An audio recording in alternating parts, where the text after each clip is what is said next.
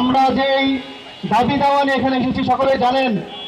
আমাদের 4 জন সহকর্মী যারা জুলাই আন্দোলনে গুরুত্বপূর্ণ ভূমিকা রেখে সংবাদ কভারেজ করেছে, যখন গণমাধ্যমগুলো জুলাই আন্দোলন গণঅভ্যুত্থান ব্ল্যাকআউট ছিল, তখন আমি নিজে এসে এখানে প্রেস রিলিজ দিয়ে গেছি মাহমুদ রাকিবের কাছে। সেই প্রেস রিলিজে এখন টিভি প্রচারিত হয়েছে। আমরা শুনতে পেরেছি এই গণঅভ্যুত্থান পরবর্তী সময় আমাদের যে ইন্টারিম সরকার ছিল, এই সরকার থেকে শুরু করে শিক্ষক থেকে শুরু করে প্রত্যেকটি সেক্টর থেকে গণভোটের প্রচারণা চালিয়েছে। এটা বৈধ ছিল, কোনো অবৈধ কাজ ছিল না। সেই গণভোটের প্রচারণা চালানোর জন্য আমাদের এই 4 জন সহকর্মীকে চাকরিচ্যুত করা হয়েছে।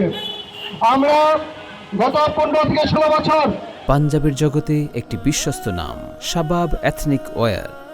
যে ফেসিবাদী সময় ছিল, আমরা দেখেছি খালেদা জিয়া যখন কারাবন্দী হন, ফখরুল ইসলাম যখন কারাবন্দী হন, তারেক রহমান যখন দেশে আসতে পারছিল না, তখন ইউনিয়ন নেতৃবৃন্দ প্রেস ক্লাবের রাস্তায় বসেছিলেন এই তাদেরকে জেল থেকে মুক্তি করার জন্য। আজ বিএনপি সরকার ক্ষমতায়, ইউনিয়নের দায়িত্বশীলরা রাস্তায় আসছে, আমাদের ইউনিয়নের সদস্যরা চাকরিচ্যুত, অথচ এই সরকার কোনো পদক্ষেপ নিচ্ছে না। এই তুষার আব্দুল্লাহর কত ক্ষমতা হয়ে গেছে, সে সরকারের কথাও যেমন শুনছে না।